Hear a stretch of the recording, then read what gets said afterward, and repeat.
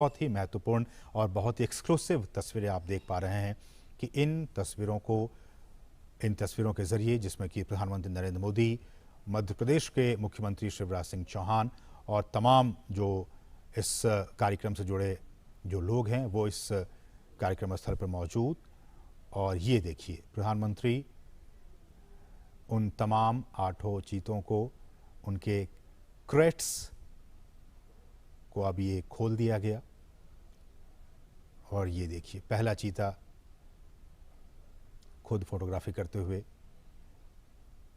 ये बहुत ज़्यादा ये महत्वपूर्ण पल। आप सोचिए, 70-75 साल हो गए हमारे देश में चीते विलुप्त हो गए थे, और उस विलुप्ति के बाद कई सालों तक बहुत विचार विमर्श के बाद कि आखिरकार फिर से हमारे जंगलों में कैसे चीतों की वापसी हो सके। ये देखिए, ये वही चीते, अब हमारे नामीबिया के ये चीते अब कूनो नेशनल पार्क में पहुंच चुके हैं। ये आसपास के वातावरण को देख रहे हैं, महसूस कर रहे हैं, क्योंकि एक बहुत ही अलग इन्हें एहसास हो रहा होगा नामीबिया के जंगलों से। अब ये सीधे भारत के जंगलों में कूनो नेशनल पार्क में अब ये पहुंच चुके हैं। प्रधानमंत्री इस बहुत ही महत्वपूर्ण क्षण का लुत्फ उठाते हुए और उन तस्वीरों को अपने कैमरे में कैद करते हुए, साथ में आपने देखा मध्य प्रदेश के मुख्यमंत्री शिवराज सिंह चौहान भी मौजूद थे। कुल 8 चीतों को हिंदुस्तान लाया गया है। जैसा कि हमने बताया कि इनमें 5 मादा चीता हैं और 3 नर चीता हैं। इन 8 चीतों को आपने देखा, प्रधानमंत्री ने विशेष जो क्रेट्स थे उन क्रेट्स को खोल दिया गया और फिर वो सभी 8 चीते अब मुक्त हो चुके हैं। लेकिन ये अभी जंगलों में नहीं जाएंगे, ये एक बहुत ही ख़ास एरिया बनाया गया है। उन्हीं ख़ास एरिया में अभी ये 1 महीने तक रहेंगे और उसके बाद फिर इनकी लगातार मॉनिटरिंग की जा रही है, मॉनिटरिंग की जाएगी। आप देख सकते हैं इन चीतों के जो गर्दन है उस पर एक कॉलर, जो GPS टैग है वो लगा हुआ है ताकि इनकी मॉनिटरिंग की जा सके। और मैं उसी पर लौट भी रहा था कि सभी चीतों के गर्दन पर उनके नाम या फिर कोड के हिसाब से सैटेलाइट या फिर GPS VHF कॉलर्स लगा दिए गए हैं। और इसी नेशनल पार्क में जो हम आपको दिखा रहे हैं, ये कूनो राष्ट्रीय उद्यान, कूनो नेशनल पार्क, इसमें एक डेटा डाउनलोड फैसिलिटी सेंटर बनाई गई है।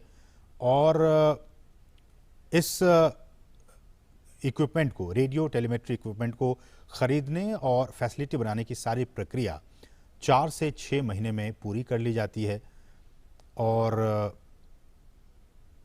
ये जो आप देख रहे हैं इनके गर्दन में, इनको वहीं पे इन चीतों को लाने से पहले ही इनको नामीबिया पहुंचा दिया गया था और फिर इन्हें ये तमाम जो कॉलर हैं, RF ये कॉलर, इनको लगाकर ही इन्हें लाया गया है। रेडियो कॉलर है इन्हें, और इनकी ताकि इनकी जो ट्रैकिंग है, इनकी निगरानी वो हो सके रेडियो कॉलर के ज़रिए। और फिर इन्हें हम जैसे कि बता रहे हैं कि इनको आइसोलेशन में रखा जाएगा और फिर इन्हें जंगलों में मुक्त किया जाएगा। तो ये कुछ अहम बातें हमने आपको बताई कि किस तरह से वहाँ पे इन्हें पकड़ा गया, फिर उनके बाद उनको जो तमाम रूल्स एंड रेगुलेशंस हैं उनके ज़रिए इन 8 चीतों को भारत लाया गया है। 70 साल पहले हमारे देश में बहुत सारी चीते हुआ करते थे, लेकिन किन्हीं ना किन्हीं वजहों से वो सारे विलुप्त होते चले गए। कुछ अवैध शिकारियों के शिकार बन गए। एक भी हमारे देश में चीता नहीं बचा। लेकिन सरकार लगातार कई सालों से प्रयास कर रही थी कि हम जो हैं वो इन चीतों को वापस से एक बार फिर से लाएं, चूँकि पारिस्थितिकी तंत्र भारत का भी बहुत बेहतर है। और जैसे कि हमने कहा कि नामीबिया के जो वैज्ञानिक थे वो महीनों तक यहाँ पे आते रहे, जाते रहे, और यहाँ का जो भूवैज्ञानिक स्थिति है, यहाँ की जो जलवायु है, उनका उन्होंने अध्ययन किया। और अध्ययन करने के बाद ही वो इस नतीजे पर पहुँचे कि इन तमाम चीतों को मध्य प्रदेश में जो कूनो नेशनल पार्क है, वहाँ की जो स्थिति है, परिस्थिति है, जलवायु है, उसके हिसाब से छोड़ना ज़्यादा उचित होगा। तो उसके बाद ही ये फैसला लिया गया। और हमने आपको बताया कि इन तमाम चीतों के गर्दन में रेडियो कॉलर लगे हुए हैं ताकि इनकी मॉनिटरिंग की जा सके। और विशेष हमने बताया कि आपको चिनूक हेलीकॉप्टर के ज़रिए इनको यहाँ पे लाया गया और प्रधानमंत्री मोदी आप देख सकते हैं इनको विशेष जो क्रेट्स थे उनको खोलकर और प्रधानमंत्री ने इनको खुद वहाँ मुक्त किया, वो वहाँ पे अब विचरण कर रहे हैं। जो चीता प्रोजेक्ट है, अगर मैं इसकी बात करूं, ये भी बहुत महत्वपूर्ण है आपके लिए जानना कि किस तरह से भारत में चीतों को एक बार फिर से बसाने की यहाँ पे कार्य योजना बनाई गई और इस योजना के तहत 5 साल में देश के कई नेशनल पार्क में ऐसी उम्मीद की जा रही है, जो हमारे वैज्ञानिक हैं, जीव वैज्ञानिक हैं, उनकी तरफ से ये कहा जा रहा है कि अगर ये ट्रांसलोकेशन और यहाँ पे ये सारी चीज़ें सही अनुमान के मुताबिक प्लानिंग के हिसाब से सब कुछ ठीक रहा तो आने वाले 5 से 10 साल में इनके ज़रिए और भी जो बच्चे होंगे उनको ऐसे उम्मीद की जा रही है कि 40 से 50 चीते पैदा होंगे और फिर उनको देश के अलग अलग नेशनल पार्क में फिर उन्हें बसाया जाएगा। बहुत ही महत्वपूर्ण, अभी तो सिर्फ ये 8 चीते कूनो नेशनल पार्क में आए हैं, लेकिन इन के बाद इनकी जब आबादी बढ़ेगी, ऐसी उम्मीद की जा रही है कि 40 से 50 के तादाद में इनकी आबादी होगी आने वाले 5 सालों में। तो उसके बाद इनको फिर देश के अलग अलग नेशनल पार्क में फिर इन चीतों को बसाने का काम किया जाएगा। और इस कार्य योजना के ज़रिए जैसा कि हम कह रहे हैं कि भारत एक बार फिर दुनिया के सबसे तेज़ रफ्तार वाले जानवर चीता का घर अब बनने जा रहा है और भारत सरकार ने चीतों को फिर से देश के जंगलों में लाने का काम किया है, बहुत ही महत्वपूर्ण काम किया है। और प्रधानमंत्री जैसा कि आप देख सकते हैं कितने उत्साहित हैं, खुद कैमरे के जरिए उन तस्वीरों को कैद करने की कोशिश कर रहे हैं। प्रधानमंत्री खुद भी चीतों को देश में लाने और इसे बसाने में निजी, बिल्कुल पर्सनल लेवल पे निजी रुचि दिखा रहे थे और उसी का नतीजा है कि आज ये 8 चीते अब हिंदुस्तान की सरजमी पर पहुंच चुके हैं। ये हम आपको बताएं, चीता आपने भी देखा होगा तमाम टेलीविज़नों के ज़रिए, नेशनल ज्योग्राफिक पे, एनिमल प्लैनेट चैनल पे, कि किस तरह से ये जंगलों में रहता है और ये एक मांसाहारी जानवर होता है। भारत से इसका लगभग 70-75 साल पहले खात्मा हो गया था और कहा जाता है कि अवैध शिकार जो रहा वो एक बहुत अहम वजह रहा इनके एक्सटिंक्ट होने के, इनके विलुप्त होने के। ज़्यादा शिकार और ये भी कहा जाता है कि जो चीतों का जो नेचुरल हैबिटेट था उनको भी काफ़ी नुकसान पहुंचा था, इसलिए धीरे धीरे विलुप्त हो गए। बहरहाल देश में चीतों को फिर से लाया गया है और हमारे जो जंगल हैं उनका जो इकोसिस्टम है, उनका जो पारिस्थितिकी तंत्र है, ये अब उनके लिए वरदान साबित हो सकता है। जैसा कि हम सभी जानते हैं कि ये जो जानवर है, ये जो चीता है, वो खुले मैदानों में रहते हैं। उनका आवास मुख्य रूप से वहीं होता है जहां उनके लिए शिकार अच्छी खासी तादाद में मौजूद होते हैं। घास के मैदान हो, झाड़ियां हो, खुले जंगल हो, अर्ध शुष्क वातावरण और थोड़ा सा ज़्यादा तापमान उनके लिए सही होता है। तो थोड़ा ज़्यादा तापमान हो, हम जानते हैं कि मध्य प्रदेश का ये इलाका ज़्यादा तापमान इनका रहता है यहाँ पे 12 महीने, इसलिए भी हमारे जो वैज्ञानिक हैं उन्होंने कहा कि ये काफ़ी उचित होगा यहाँ पे इन्हें रखना।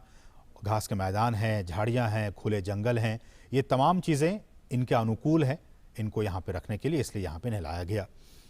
चीतों को बचाने के लिए उनके शिकार करने के आधार, उनको हमें बचाने की ज़रूरत है। उनके शिकार के आधार करने के आधार को हमें बचाना होगा, जिसमें कुछ खतरे में पड़ी प्रजातियां भी शामिल हैं, बल्कि घास के मैदानों की जो दूसरी अन्य लुप्त प्राय प्रजातियां हैं और खुले वनों का जो इकोसिस्टम है, जो पारिस्थितिकी तंत्र है, उन्हें भी हमें बचाना होगा। जिस बेस पे हम वही कह रहे हैं कि जिस बेस पे, जिस आधार पे ये तमाम चीते यहाँ जिंदा रहेंगे, यहाँ रहेंगे, उस बेस को भी, उस आधार को भी हमें बचा कर रखना होगा, तभी तो ये उस इकोसिस्टम में आराम से रह पाएंगे। इसलिए भी हम बार बार ये कह रहे हैं और सरकार भी कह रही है कि उस सिस्टम को, उस बेस को हमें बचा कर रखना होगा।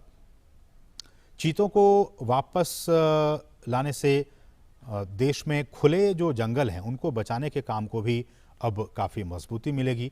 और ये भी देखा गया कि बड़े जो मांसाहारी जानवरों में मानव जो इंटरेस्ट है, ह्यूमन इंटरेस्ट, मानव हितों के साथ संघर्ष चीतों में सबसे कम पाया जाता है। दूसरे जो ऐसे वाइल्ड एनिमल्स होते हैं उनके साथ मैन एनिमल कॉन्फ्लिक्ट होते रहते हैं, अक्सर होते रहते हैं, लेकिन चीतों के साथ ऐसा नहीं है।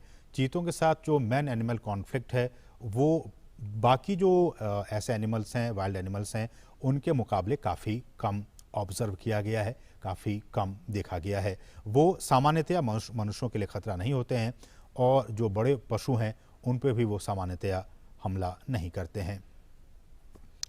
और wild life trust of India ने इसकी शुरुआत की थी कि किस तरह से इसको लाया जाए, और दुनिया भर के विशेषज्ञों, पर्यावरण, वन और जलवायु परिवर्तन मंत्रालय सहित भारत सरकार के कई अधिकारियों, राज्य सरकार के अधिकारियों ने इसके लिए कई दौर की बैठकें की। भारत सरकार के अधिकारी, मध्य प्रदेश सरकार के अधिकारी, वन विभाग के अधिकारी, नामीबिया से जुड़े अधिकारी, इन तमाम अधिकारियों की कई महीनों से लगातार बैठकें हो रही थी ताकि ये सारा जो काम है वो बहुत ही इजी वे में हो सके। और इसके लिए जो साइट सर्वे का काम है उसका फैसला लिया गया था। और हालांकि इसके बाद ये भी खबरें आई कि वैसे राज्यों में इन्हें छोड़ा जाए जहां की पहले से चीता पाए जाते थे और उन्हें ही प्रायोरिटी बेसिस पर उन राज्यों को सिलेक्ट किया जाए। तो उसके बाद नाम आया, गुजरात का नाम आया, राजस्थान का नाम आया, छत्तीसगढ़ का नाम आया, मध्य प्रदेश का नाम आया कि ये ऐसे राज्य हैं जहां की आज से 70 साल पहले चीता पाए जाते थे। अब हमारे जो वैज्ञानिक थे, हमारे जो अधिकारी थे, उनके मन में ये आया कि फिर अब इन तमाम जो राज्य हैं, गुजरात, राजस्थान, छत्तीसगढ़, मध्य प्रदेश, ये तमाम राज्यों में से नामीबिया से जो चीते लाए जाएंगे उनके लिए सबसे मुफीद, सबसे एडेप्टेटिव एटमॉस्फेयर कहाँ होगा जहाँ कि वो अपने आप को अच्छे से ढाल सकें। तो फिर जीव विज्ञानियों ने ये फैसला लिया कि इनके लिए मध्य प्रदेश ही सबसे उपयुक्त जगह है। मध्य प्रदेश का कूनो राष्ट्रीय उद्यान सबसे उपयुक्त जगह है जहाँ की इसे रखा जा सकता है, छोड़ा जा सकता है। तो उसके बाद ही यह फैसला लिया गया और फिर नामीबिया से हमने बताया कि किस तरह से इन 8 चीतों को यहाँ पे लाया गया है। अधिकतम दूरी आपने देखा होगा नेशनल ज्योग्राफिक चैनल पे या फिर एनिमल प्लैनेट चैनल पे, किस तरह से ये कितनी स्पीड में इस पृथ्वी पर अगर सबसे स्पीड में अगर दौड़ने वाला कोई प्राणी है तो वो चीता है। अधिकतम गति इसकी 450 मीटर तक ही दौड़ सकता है, लेकिन 1 मिनट में बहुत ज़्यादा स्पीड में ये दौड़ता है। 450 मीटर तक दूरी तक ये दौड़ सकता है अधिकतम गति से। और कहा जाता है कि दौड़ने के दौरान चीते के शरीर का जो तापमान है वो काफ़ी ज़्यादा बढ़ जाता है, इसलिए ये बहुत दूर तक नहीं दौड़ पाते हैं। बहुत स्पीड में दौड़ पाते हैं लेकिन बहुत दूर तक नहीं दौड़ पाते हैं, क्योंकि इससे इनके शरीर का जो हीट है वो काफ़ी बढ़ जाता है। और कहा जाता है कि जो तापमान है इनके शरीर का वो करीब 2.5 डिग्री सेल्सियस तक बढ़ जाता है। और ऐसे में जो इनका जो दिमाग होता है, ब्रेन, वो इस बढ़ी हुई गर्मी को सहन नहीं कर पाता है, झेल नहीं पाता है और वो अचानक ही दौड़ना बंद कर देता है। आपने देखा होगा तमाम जो प्रोग्राम्स बनते रहते हैं उसके ज़रिए, और ये 1 मिनट तक किसी भी शिकार का पीछा करता है और अगर वो नहीं मार पाता है तो फिर ये उसका पीछा करना छोड़ देता है। तो ये कुछ अहम बातें, हालांकि आप इसके बारे में जानते होंगे। एक बार फिर से हम आपको बता दें कि ये जो चीते लाए गए हैं उनमें से 3 नर हैं और 5 मादा हैं। 2 नर चीतों की उम्र जो है वो 5.5 साल के आसपास है और कहा जाता है कि दोनों भाई हैं। इनमें भी काफ़ी कुछ ये बातें काफ़ी महत्वपूर्ण रखती हैं कि इनके आपस के संबंध कैसे हैं। कई बार ये आपस में एक दूसरे को भी दुश्मन समझ बैठते हैं। तो कहा जा रहा है कि जिन चीतों को लाया गया उसमें से 2 जो नर हैं वो आपस में भाई हैं और दोनों नामीबिया के ओडजीवारेंगो, अगर मैं प्रोनाउंसिएशन ठीक से नहीं कर पा रहा हूँ तो मुझे माफ़ कीजिएगा, ओडजीवारेंगो स्थित जो निजी रिजर्व फॉरेस्ट हैं वहाँ से इन दोनों भाइयों को लाया गया है। 2 नर चीतों को लाया गया है। जो तीसरा नर है उसकी उम्र 4.5 साल है। इसका मतलब कि ये जो 2 नर हैं जिनकी उम्र 5.5 साल, उनसे ये थोड़ा छोटा है, 4.5 साल इसकी उम्र है और इसे नामीबिया के एरिंडी प्राइवेट गेम रिजर्व से लाया गया है। और 5 मादा चीतों में से एक 2 साल का है, 2 साल की है, एक 2.5 साल की है, एक 3 से 4 साल की, तो 2 जो है वो 5-5 साल की हैं। तो 2 जो मादा चीता है वो 5-5 साल की उनकी उम्र है और एक 2 साल की है, एक 2.5 साल की और एक जो है वो 3 से 4 साल के बीच की इनकी उम्र है। और जैसा कि हमने कहा कि ये 30 दिनों तक पीएम मोदी ने 3 चीतों को पार्क में छोड़ दिया है। ये हम आपको ताज़ा अपडेट बता रहे हैं। 8 में से 3 चीतों को पार्क में छोड़ा जा चुका है। प्रधानमंत्री नरेंद्र मोदी ने बाड़े में छोड़े गए इन चीतों की तस्वीरें ली, आपने देखा इन तस्वीरों के ज़रिए। और कूनो जबकि अब ये पहुंच चुके हैं, 30 दिनों तक ये क्वारंटीन रहेंगे और उसके बाद फिर उनके स्वास्थ्य और बाकी जो एक्टिविटीज़ हैं उन पर लगातार नज़र रखी जा रही है, आगे भी नज़र रखी जाएगी। और अगर इन 30 दिनों तक सब कुछ ठीक रहा तो फिर इन 8 चीतों को जंगल में छोड़ दिया जाएगा। और कूनो ये भी जैसा कि हमने कहा कि चीतों के लिए कूनो नेशनल पार्क क्यों ही इसी पार्क को क्यों चुना गया। हालांकि हमने कहा कि गुजरात भी पहले वहाँ पे चीते पाए जाते थे और बाकी जो राज्य मध्य प्रदेश की बात हो, छत्तीसगढ़ की बात हो, ये सारे क्लाइमेट के हिसाब से, इनके रहन सहन के हिसाब से वो सारी चीज़ें मुफीद थी। लेकिन बावजूद इसके कूनो नेशनल पार्क क्यों चुना गया, तो ऐसा कहा जाता है कि करीब 1 दशक पहले गिर के जो एशियाई शेर हैं उनको यहाँ तैयार किया गया था लाने के लिए। हालांकि इन शेरों को यहाँ नहीं लाया जा सका और कहा जाता है कि स्थानांतरण की सारी तैयारियां भी पूरी हो गई थी। शेर के शिकार के लिए जैसा कि आप जानते हैं कि चीतल हो, संभल, ऐसे जानवरों को भी यहाँ पे स्थानांतरित किया गया था। लेकिन शेर के लिए की गई तैयारी अब इन चीतों के लिए, ये जो 8 चीते हैं उनके स्थानांतरण के लिए अब काम आ जाएगी।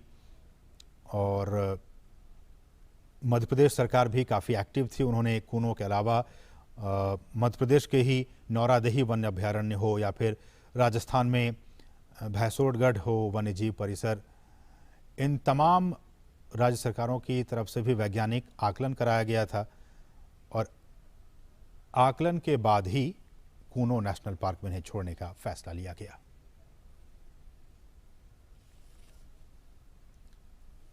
और भारत में 7 दशक के बाद चीतों की वापसी के ऐतिहासिक अवसर पर आइए सुनते हैं प्रधानमंत्री का ये बहुत ही खास संदेश। नमस्कार मेरे प्यारे देशवासियों, मानवता के सामने ऐसे अवसर बहुत कम आते हैं जब समय का चक्र हमें अतीत को सुधार कर नए भविष्य के निर्माण का मौका देता है। आज सौभाग्य से हमारे सामने एक ऐसा ही क्षण है। दशकों पहले जैव विविधता की सदियों पुरानी जो कड़ी टूट गई थी, विलुप्त हो गई थी, आज हमें उसे फिर से जोड़ने का मौका मिला है। आज भारत की धरती पर चीता लौट आए हैं और मैं ये भी कहूंगा कि इन चीतों के साथ ही भारत की प्रकृति प्रेमी चेतना भी पूरी शक्ति से जागृत हो उठी है। मैं इस ऐतिहासिक अवसर पर सभी देशवासियों को बहुत बहुत बधाई देता हूं। विशेष रूप से मैं हमारे मित्र देश नामीबिया और वहां की सरकार का भी धन्यवाद करता हूं, जिनके सहयोग से दशकों बाद चीते भारत की धरती पर वापस लौटे हैं। मुझे विश्वास है ये चीते न केवल प्रकृति के प्रति हमारी जिम्मेदारियों का बोध कराएंगे, बल्कि हमारे मानवीय मूल्यों और परंपराओं से भी अवगत कराएंगे। साथियों, जब हम अपनी जड़ों से दूर होते हैं तो बहुत कुछ खो बैठते हैं।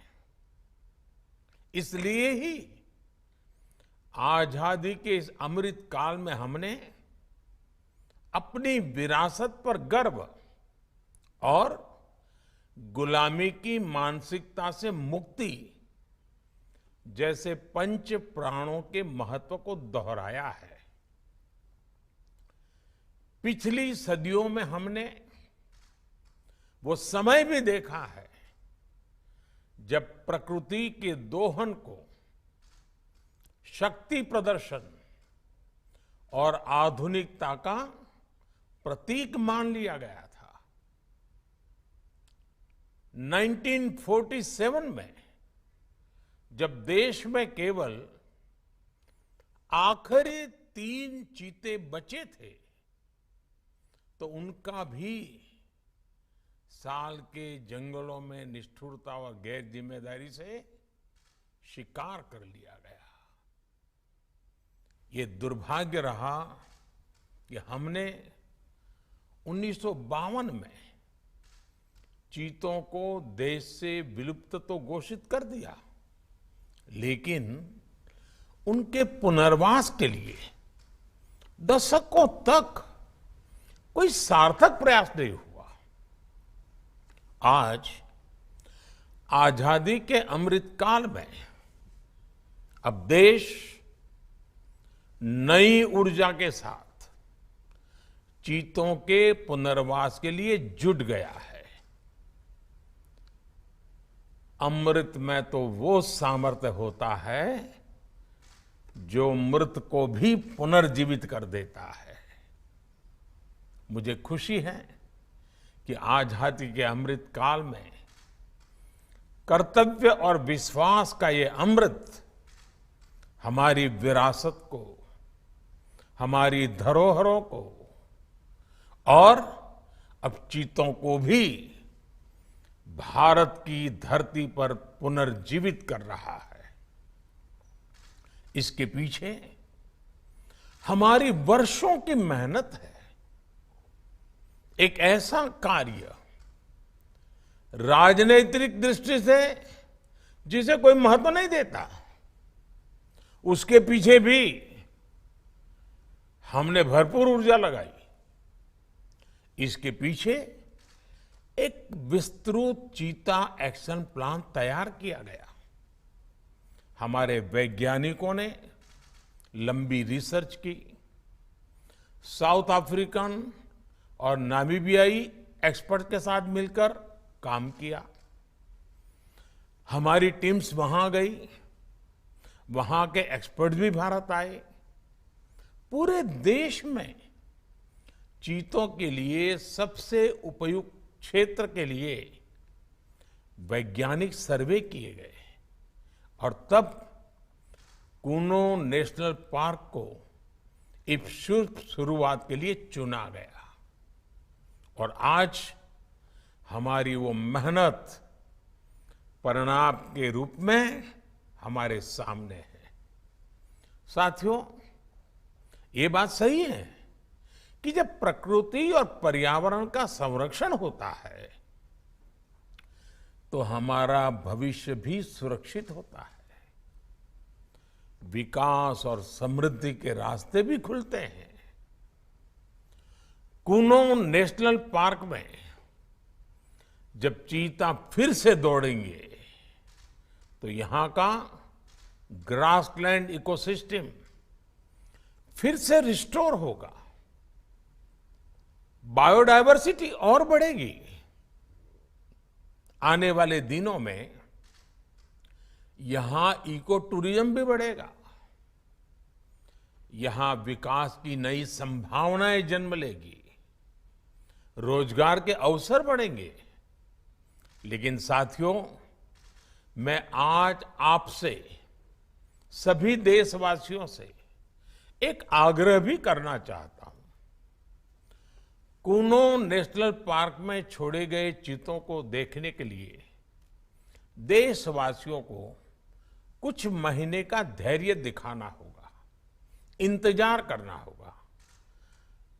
सहयोग करना होगा। आज ये चीते मेहमान बनकर आए हैं, इस क्षेत्र से अनजान है। कूनो नेशनल पार्क को ये चीते अपना घर बना पाए, इसके लिए हमें इन चीतों को भी कुछ महीने का समय देना होगा। अंतर्राष्ट्रीय गाइडलाइंस पर चलते हुए भारत इन चीतों को बसाने की पूरी कोशिश कर रहा है। हमें अपने प्रयासों को विफल नहीं होने देना है।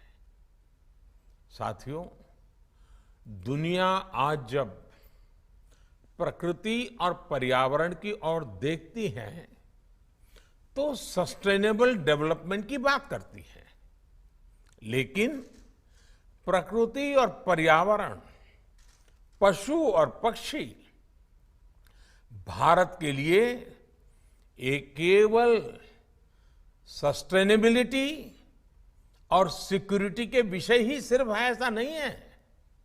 हमारे लिए ये हमारी सेंसिबिलिटी और स्पिरिचुअलिटी का भी आधार है।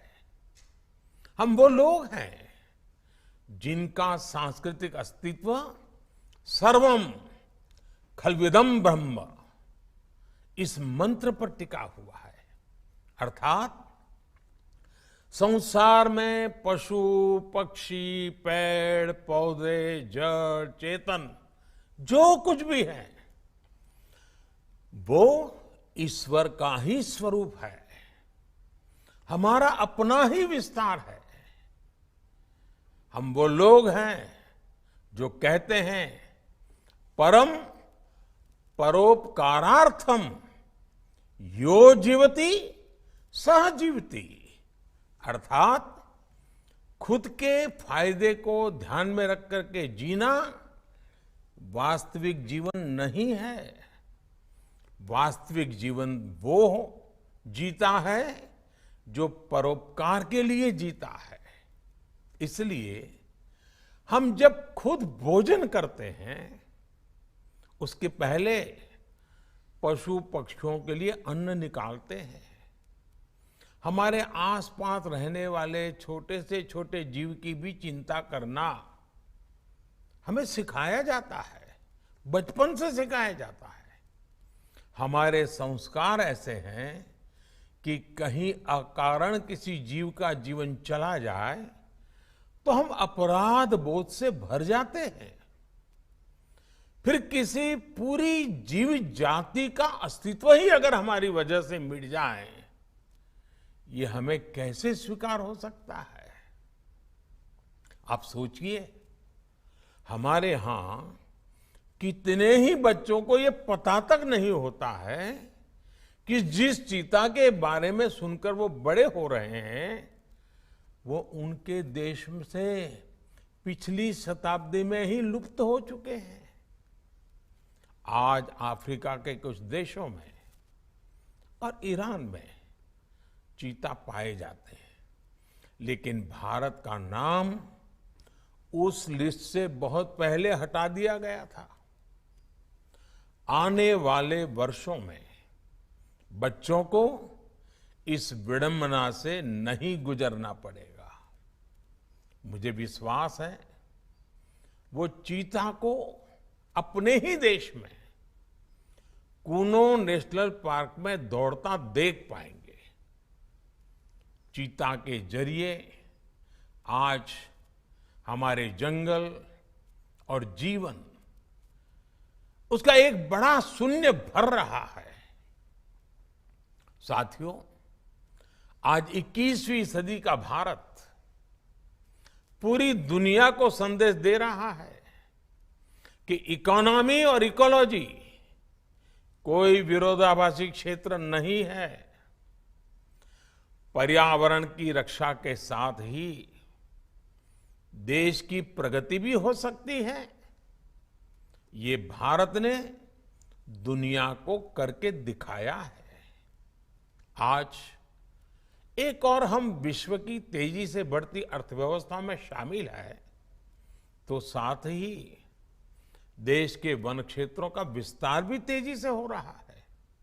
साथियों, 2014 में हमारी सरकार बनने के बाद से देश में करीब करीब 250 नए संरक्षित क्षेत्र जोड़े गए हैं। हमारे यहां एशियाई शेरों की संख्या में भी बड़ा इजाफा हुआ है। आज गुजरात देश में एशियाई शेरों का बड़ा क्षेत्र बनकर उभरा है। इसके पीछे दशकों की मेहनत, रिसर्च बेस्ड पॉलिसीज और जन भागीदारी की बड़ी भूमिका है। मुझे याद है, हमने गुजरात में एक संकल्प लिया था, हम जंगली जीवों के लिए सम्मान बढ़ाएंगे और संघर्ष घटाएंगे। आज उस सोच का प्रभाव परिणाम के रूप में हमारे सामने है। देश में भी टाइगर्स की संख्या को दोगुना करने का जो लक्ष्य तय किया गया था, हमने उसे समय से पहले हासिल किया है। असम में एक समय एक सींग वाले गैंडों का अस्तित्व खतरे में पड़ने लगा था, लेकिन आज उनकी भी संख्या में वृद्धि हुई है। हाथियों की संख्या भी पिछले वर्षों में बढ़कर 30,000 से ज्यादा हो गई है। भाई और बहनों, देश में प्रकृति और पर्यावरण के दृष्टिकोण से जो एक और बड़ा काम हुआ है, वो है वेटलैंड का विस्तार। भारत ही नहीं, पूरी दुनिया में करोड़ों लोगों का जीवन और उनकी जरूरतें वेटलैंड इकोलॉजी पर निर्भर करती हैं। आज देश में 75 वेटलैंड्स को रामसर साइट्स के रूप में घोषित किया गया है, जिनमें 26 साइट्स पिछले 4 वर्षों में ही जोड़ी गई हैं। देश के इन प्रयासों का प्रभाव आने वाली सदियों तक दिखेगा और प्रगति के नए पथ प्रशस्त करेगा। साथियों, आज हमें वैश्विक समस्याओं को, समाधानों को और यहां तक कि अपने जीवन को भी होलिस्टिक वे में देखने की जरूरत है। इसलिए आज भारत ने विश्व के ये LIFE, लाइफ यानी लाइफस्टाइल फॉर द एनवायरमेंट जैसा जीवन मंत्र दिया है। आज इंटरनेशनल सोलर अलायंस जैसे प्रयासों के द्वारा भारत दुनिया को एक मंच दे रहा है, एक दृष्टि दे रहा है। इन प्रयासों की सफलता दुनिया की दिशा और भविष्य तय करेगी। इसलिए आज समय है कि हम ग्लोबल चुनौतियों को दुनिया की नहीं, अपनी व्यक्तिगत चुनौती भी माने। हमारे जीवन में एक छोटा सा बदलाव पूरी पृथ्वी के भविष्य के लिए एक आधार बन सकता है। मुझे विश्वास है, भारत के प्रयास और परंपराएं इस दिशा में पूरी मानवता का पथ प्रदर्शन करेगी, बेहतर विश्व के सपने को ताकत देगी। इसी विश्वास के साथ आप सभी को इस मूल्यवान समय पर, ऐतिहासिक समय पर बहुत बहुत धन्यवाद देता हूं, बहुत बहुत बधाई देता हूं।